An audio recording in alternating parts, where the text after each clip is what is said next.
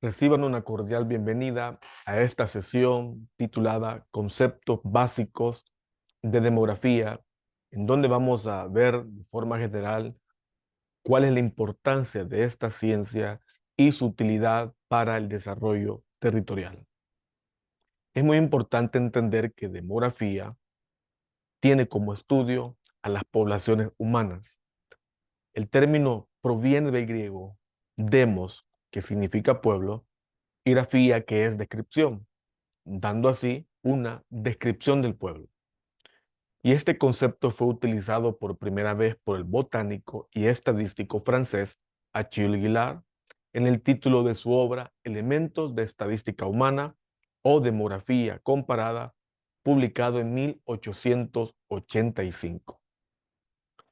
La demografía no es la única que estudia las poblaciones humanas. Sin embargo, los elementos diferenciadores son cinco. Primero, es que la demografía estudia el tamaño, la composición y la distribución de las poblaciones humanas en una zona determinada y en un momento determinado.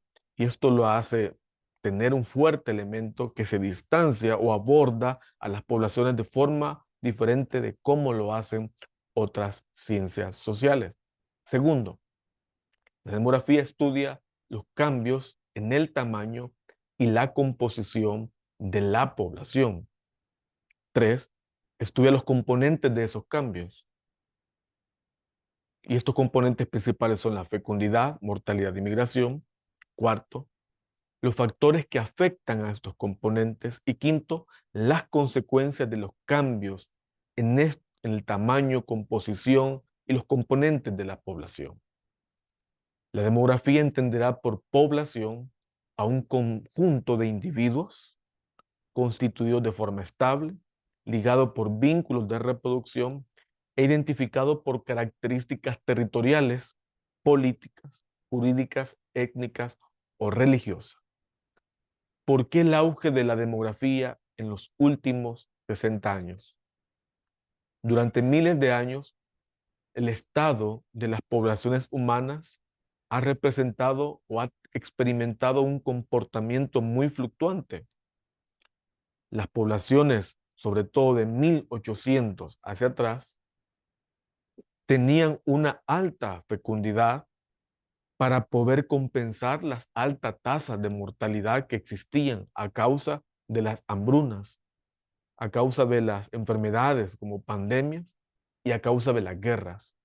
Estos elementos arrasaban con poblaciones enteras y es por ello que las poblaciones humanas debían de tener altas tasas de natalidad para poder seguir sobreviviendo. Sin embargo, esta tendencia cambió principalmente a partir del siglo XX, ya que el siglo XX, 1900, es considerado como el siglo de la explosión demográfica, el mayor crecimiento jamás visto de la población. Por ejemplo, a inicios del siglo XIX, la población mundial era estimado, de forma estimada en 978 millones. Sin embargo, al final del siglo XIX, ya la población llegaba a 1.650 millones. Pero en el transcurso del siglo XX, la población aumentó en 4.000 millones, llegó a los 4.350 millones. Y llegando cerca ya del año 2000 del siglo XXI, se situó en 6.000 millones de habitantes. Es decir, los estadistas sitúan que entre 1960 y el año 2000, la población creció en aproximadamente 3.000 millones. Y es aquí donde se da la llamada explosión demográfica que hizo o que metió una presión sobre los sistemas económicos, sistemas de salud, de previsión social, etcétera, y etcétera. A finales del año 2022, la población mundial ha alcanzado aproximadamente los 8.000 millones. Y quiero que veamos acá una representación gráfica de esta transición demográfica que ha experimentado el mundo, incluida América Latina. Y pueden ver acá, el mundo y América Latina en la transición demográfica, un estimado de 1800 a el año 2050. Y la transición demográfica ha experimentado tres fases. Y en estas tres fases hay cinco tipos, variantes o formas en que las poblaciones humanas se han comportado. Y dentro de la fase uno, tipo uno, podemos encontrar que las tasas de natalidad eran eran altas y estables. Y las tasas de mortalidad también eran altas, pero eran fluctuantes. Y eran fluctuantes por los aspectos que he mencionado, las guerras, las hambrunas, las enfermedades. Entonces, había que compensar para poder seguir existiendo como población y entonces las tasas de natalidad y mortalidad eran altísimas. Pero ya en la fase 2 va empezando una transición demográfica. Y es acá que en el tipo 2 las tasas de nacimientos siguen siendo altas, pero las tasas de mortalidad tienen un fuerte descenso, principalmente por los avances en la tecnología médica, en la medicina general, que permitieron a las poblaciones vivir más y vivir mejor.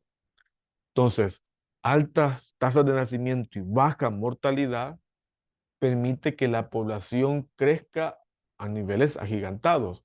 Y el crecimiento natural o vegetativo de la población es esta área sombreada que ustedes pueden ver, en donde comienza la población a crecer.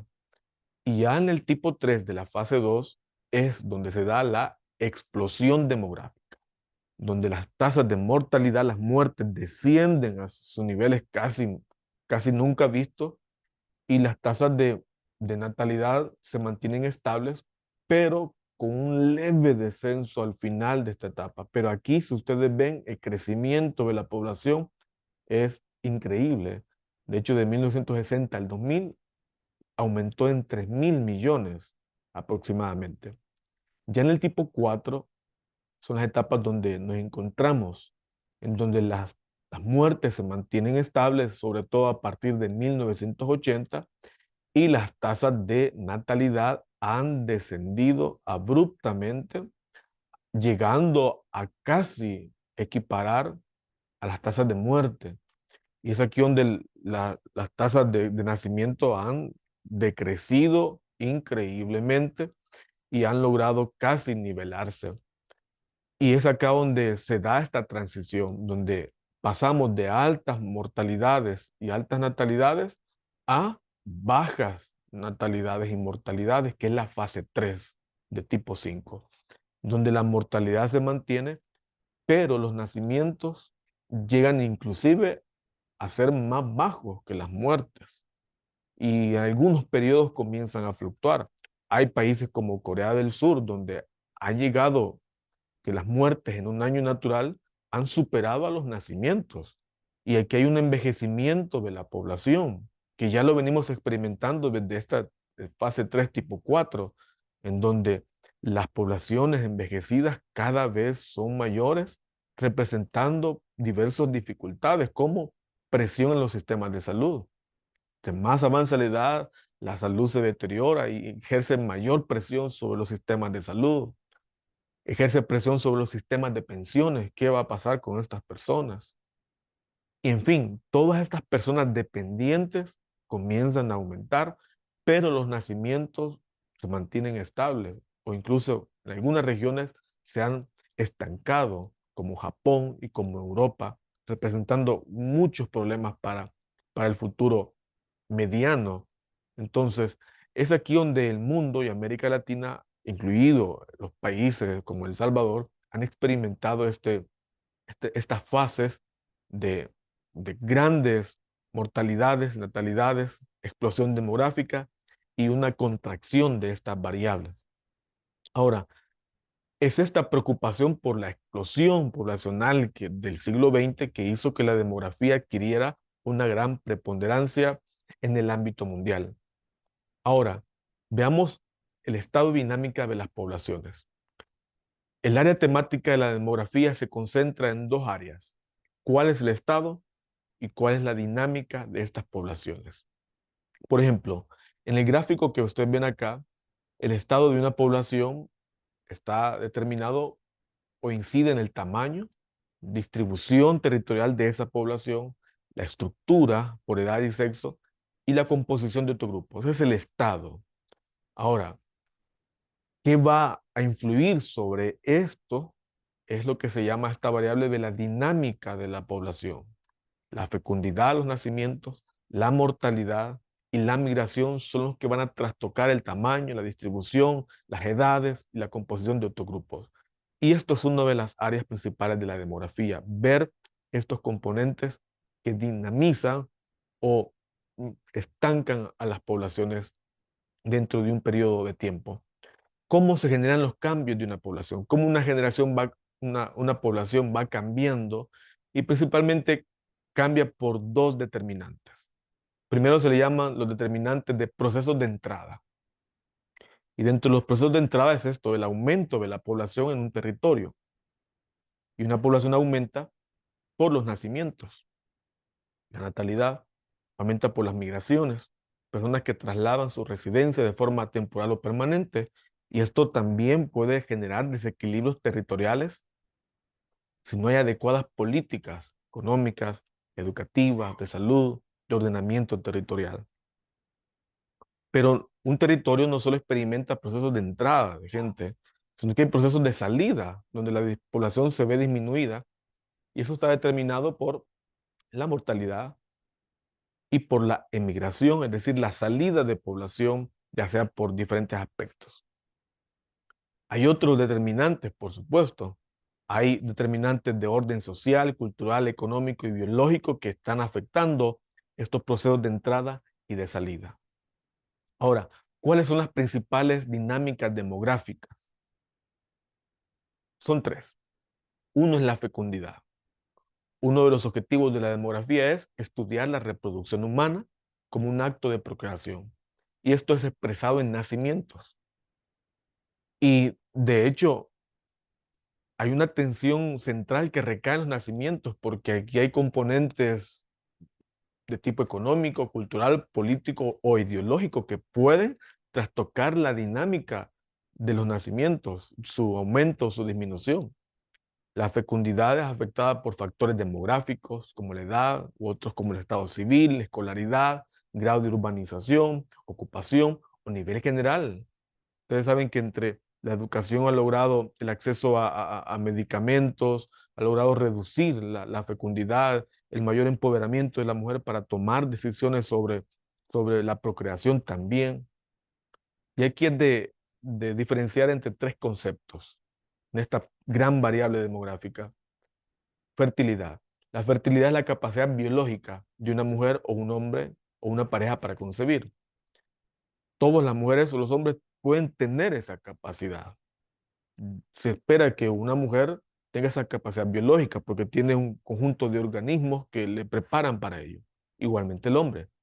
Pero fertilidad no es igual a fecundidad. La fecundidad es esa capacidad efectiva de un hombre o una mujer para producir un nacimiento. Y ya sea que a lo mejor tiene sus organismos, pero no es capaz de poder llevar a cabo un nacimiento. O tiene razones propias de la voluntad privada que dice yo no quiero tener hijos y a lo mejor están casados y dicen nosotros no queremos tener ningún hijo. Entonces es probablemente fértil, pero no es fecundo porque ha decidido no tener o no puede tener hijos. Y la natalidad se refiere al número de nacimientos vivos producida en una población en un tiempo determinado. Entonces, fertilidad no es lo mismo que fecundidad y natalidad desde el punto de la demografía. En América Latina, la tasa global de fecundidad de hijos por mujer se ha venido reduciendo. Si ustedes ven acá este gráfico ya por 1960, el promedio de hijos por mujer era de seis hijos por mujer, las que podían tener esa capacidad efectiva de poder tener hijos. y ha ido reduciendo. Ya para 1990 ya es 3,5 hijos por mujer, y pueden verlo acá, se sitúa para el año 2000 a menos de 3 hijos por mujer, y ya en el 2010 se va situando a 2,3 hijos por mujer. Y si ustedes lo pueden ver acá en el año 2020, acá en el año 2020 ya se va situando en 1,8 hijos por mujer, principalmente para el caso de El Salvador. O sea, que una mujer en promedio tiene 1,8 hijos, o sea, 2 hijos a lo mucho. Habrán casos atípicos donde hay más hijos, pero esa es la estadística, donde la tasa global de fecundidad, que es decir, las mujeres que han decidido y que tener esos hijos y que estos asimismo han podido nacer, entonces ah, se ha mantenido para el caso de El Salvador en 1,8. La tasa de fecundidad global o también tasa de reemplazo es de 2 hijos. Las sociedades necesitan reproducirse para poder existir. Y si no nos reproducimos en términos estables económicamente, sin caer en una explosión demográfica, las sociedades están destinadas a desaparecer. Entonces, a nivel global, esa tasa de fecundidad está en 2 hijos por mujer. También se le conoce como tasa de reemplazo a esa tasa que necesitan las poblaciones para poder seguir sobreviviendo. Y El Salvador inclusive está abajo de esa tasa de 2 hijos por mujer, que puede tener esa capacidad de tener hijos. Entonces, en Europa esto es peor. Las tasas inclusive están yendo a 1 hijo por mujer. Entonces, es un aspecto muy interesante como la fecundidad y los nacimientos han experimentado un descenso. La segunda gran variable es la mortalidad. La mortalidad constituye uno de los importantes, de los componentes más importantes porque impactan el comportamiento demográfico de una población. Y, y la mortalidad está hablando de las condiciones socioeconómicas de un territorio donde hay muchas muertes, está hablando de a lo mejor violencia, a lo mejor precarios sistemas de salud, higiene, y entonces las tasas de mortalidad nos están hablando de esas condiciones eh, socioeconómicas de un territorio. La mortalidad responde a aspectos sociodemográficos, económicos y geográficos también, y además ejerce influencia sobre estos aspectos que ya mencionamos. Hay dos indicadores importantes y es la tasa de mortalidad infantil, que es la frecuencia de funciones de niños menores de 1 año. ¿Y por qué es importante? Porque el primer año es crucial en la vida de un ser humano. Si logró sobrevivir 1 año, pues las posibilidades de vivir aumentan. También hay otra tasa de mortalidad infantil a los 5 años, donde igual si un niño logra llegar a los 5 años, pues aumentan esas posibilidades de vivir. Entonces, también está otro indicador que habla de la esperanza de vida. La esperanza de vida está hablando del número de años que le esperan a una persona al momento de nacer. Entonces, aquí en El Salvador la esperanza de vida está en 73 años. Quiere decir que si un niño o una niña nace hoy, le podrían esperar 73 años de vida, lo cual está hablando de un aumento de las condiciones de salud que ha experimentado el mundo entero y América Latina y El Salvador, ya que ya por 1960 o 70 las personas llegaban a lo sumo a los 60 años. Ahora les puede esperar muchos más años de vida, y esto está hablando que la mortalidad se ha reducido y por lo tanto hay más probabilidades de vivir un poco más con respecto a años anteriores. Y aquí pueden ver la esperanza de vida en América Latina del 2021 por región y género. En América Latina y el Caribe dice que los hombres les espera 73 años y a las mujeres 79. Allá en el Caribe a las mujeres una proyección de 75 años, a los hombres 71. Acá puede ver en América Central y México, ya aquí vamos con El Salvador, las mujeres se les espera 78 años de vida y a los hombres 72. Y aquí en América del Sur, a las mujeres 80 años y a los hombres 73. Es muy curioso que dentro de la demografía y dentro de las estadísticas, las mujeres siempre tienen un poco más de años de esperanza de vida. Esto a pesar de condiciones como la maternidad que generan impactos en el cuerpo, más sin embargo, tienen aproximadamente 5 años más de proyección de vida con respecto a los hombres. La tercera gran variable demográfica es la migración. La migración se asocia a la distribución espacial de una población. Y esto es lo que abordan las migraciones. Y no solo es atribuida una migración a factores demográficos, como que ya no cabemos, sino que hay factores económicos que expulsan a la gente. Entonces, y aquí hay dos elementos muy importantes que me gustaría estar enfatizando. Y uno es el concepto de inmigración. Migración es el movimiento que realizan las personas que entran a un lugar para asentar en él su residencia. Los que entran son inmigrantes. Y la emigración es el movimiento de personas que salen de su lugar de origen para situarse en otro lugar. Existen diferentes tipos de migrantes relacionados al motivo del desplazamiento. Hay migrantes climáticos, donde en los territorios no cae agua. Ya las lluvias han trastocado los ciclos naturales del clima y no llueve o llueve demasiado. Entonces tienen que migrarse porque no pueden sobrevivir ya que a lo mejor son agricultores, agricultoras. Hay migrantes climáticos, migrantes por motivos de violencia social, migrantes por motivos de violencia política, migrantes por razones económicas, migrantes por motivos de hambrunas o desastres. Entonces, esta variable de la migración trastoca las poblaciones, la estructura.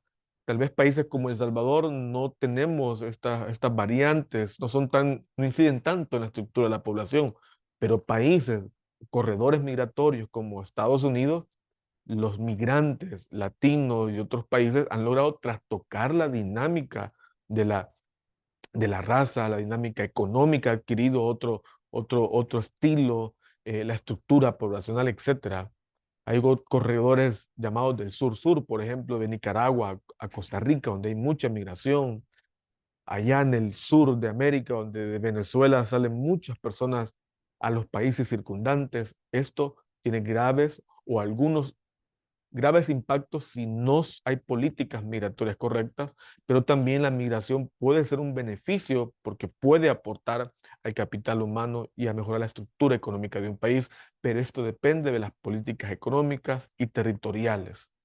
Ahora, quiero que veamos un caso particular, y es el caso de El Salvador, que puede ser aplicado a América Latina e inclusive a otros países del mundo, porque habla de esa tendencia demográfica. En El Salvador hay unas características principales y es, primero, ¿cuántos somos? Y es que en El Salvador somos más que antes. Y, por ejemplo, entre 1973 y 1994 se dio una expansión acelerada y un aumento demográfico entre 1,8 millones de personas.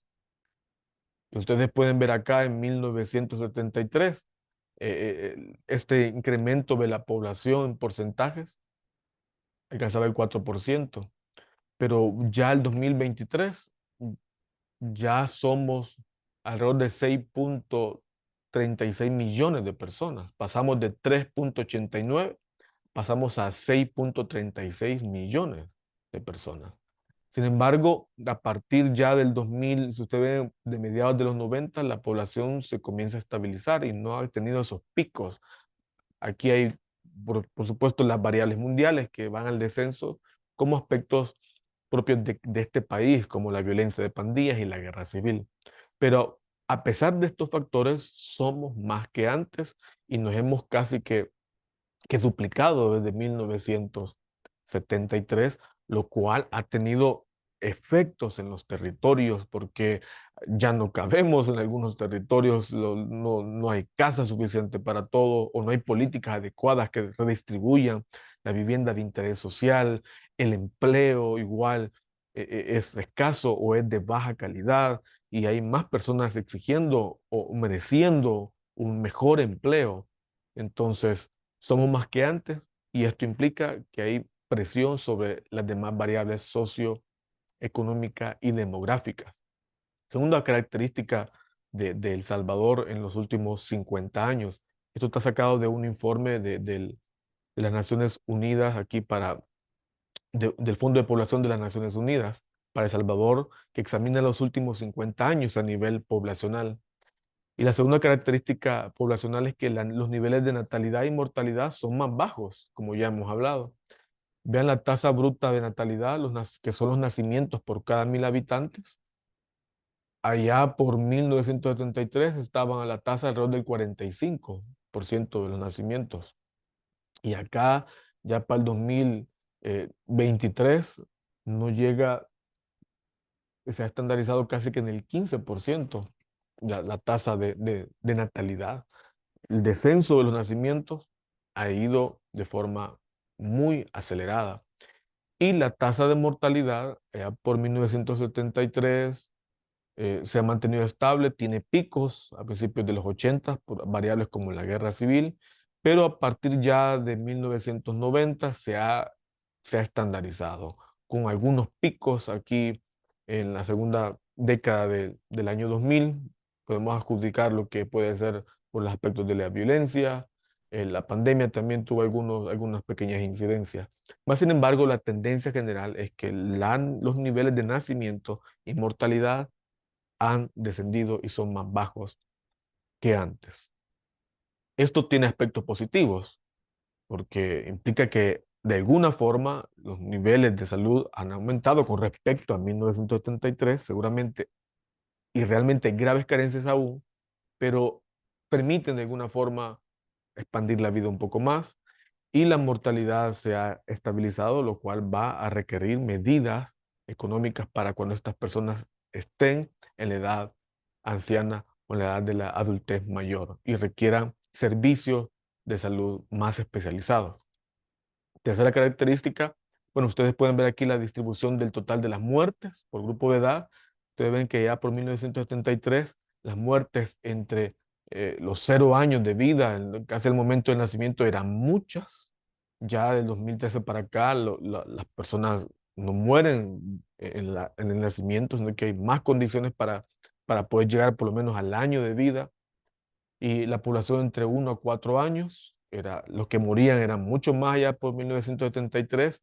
Ya al 2023 la muerte de estas poblaciones es menos, la de 5 a 14 prácticamente que es muy baja, la de 15 a 24 hay picos allá por 1980 donde hay muchas de estas poblaciones que murieron, pero de alguna forma ha venido descendiendo y las poblaciones entre 25 y 29, igual las muertes eh, han venido de alguna forma descendiendo considerablemente.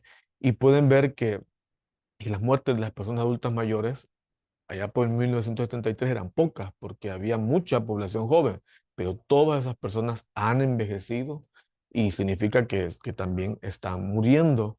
Entonces, lo cual nos habla que las muertes han impactado más a las poblaciones adultas que a las poblaciones jóvenes. Tercero, en promedio las mujeres tienen menos hijos. Sin embargo, hay más mujeres en edad fértil. Ustedes pueden ver que en 1973 la cantidad de hijos por mujer era de 5,9, 6 hijos. Y ya para el 2023 es 1,8. Había una reducción del 69,9% en las tasas de fecundidad. Sin embargo, ya es más por cuestiones de opción, ¿verdad? De educación, cultura, del aspecto de la decisión de la mujer de decir no quiero hijos o quiero X cantidad de hijos, tiene más autonomía a los métodos de planificación e igual acceso a estos métodos. El punto es que hay mujeres más fértiles, pero no deciden tener tantos hijos como antes. Cuarto, las generaciones de hoy son más longevas. Hay mayor esperanza de nacer y envejecer.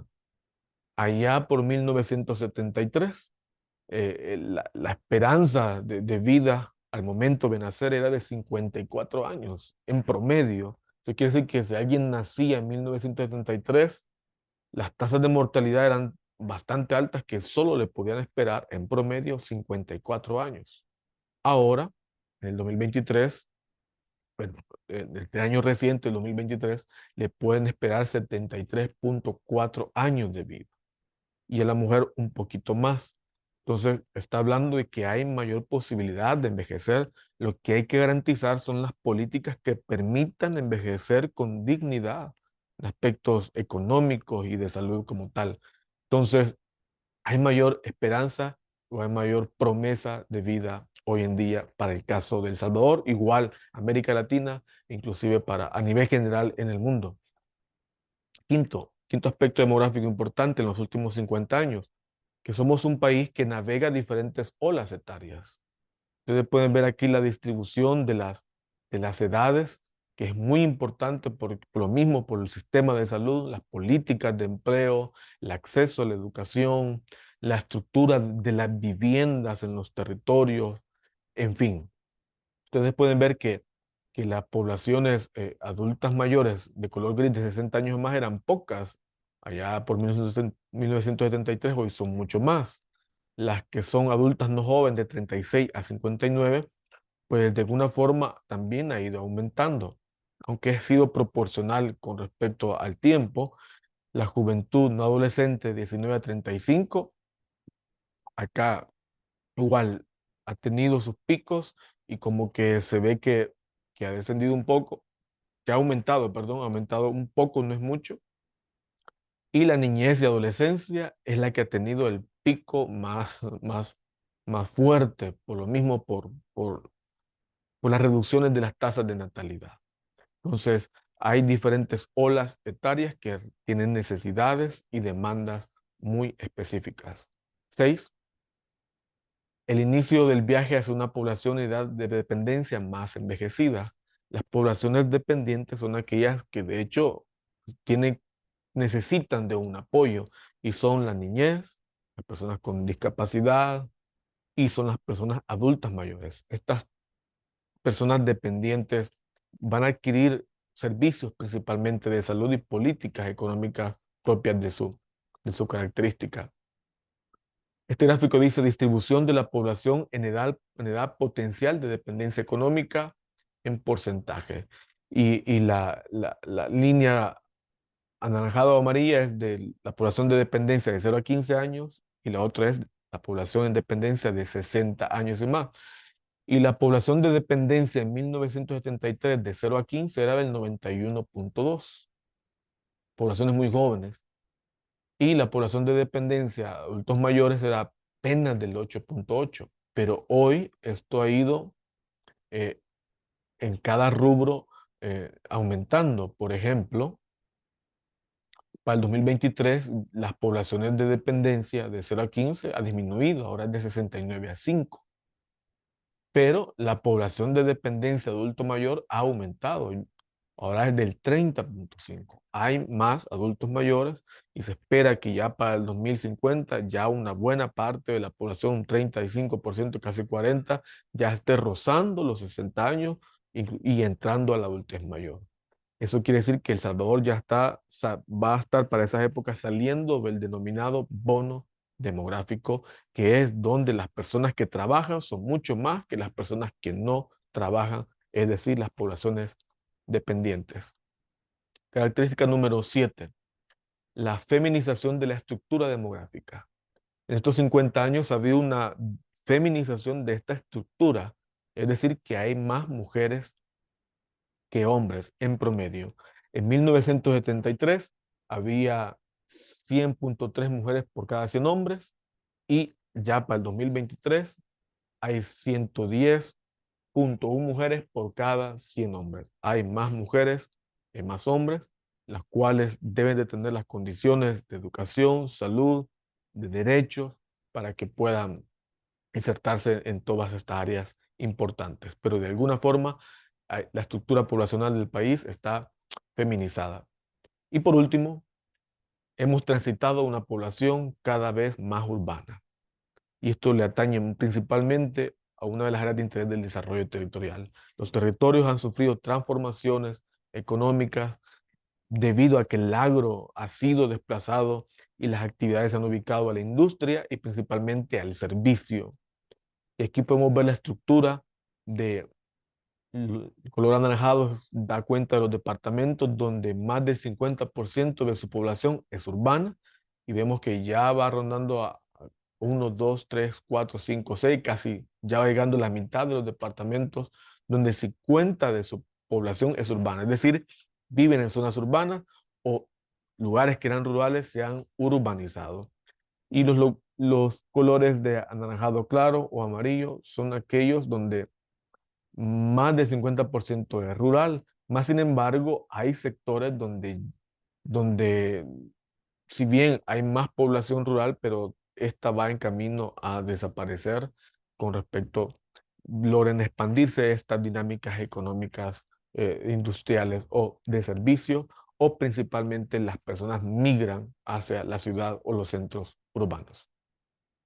Entonces, todos estos aspectos demográficos, tanto de América Latina y El Salvador, da cuenta de estos cambios demográficos que tienen repercusión directa en los territorios y asimismo inciden sobre las condiciones económicas, de salud, educativas, políticas y jurídicas de un territorio. Entonces, ¿cuál es la importancia de la demografía para el desarrollo territorial? Que nos permite ver esta estructura poblacional y nos permite ver cómo están distribuidas las desigualdades. Si es que hay poblaciones que están siendo atendidas, niños, adultos mayores, jóvenes, personas en edad de trabajar, mujeres, cómo han sido las políticas que han permitido incluir o al contrario, han sido factores excluyentes y que lo que han provocado a lo mejor son desequilibrios territoriales que han expulsado a las personas a tomar otros tipos de caminos como la migración, en fin. Entonces, es importante el estudio de la demografía como una herramienta y como un recurso para el análisis territorial.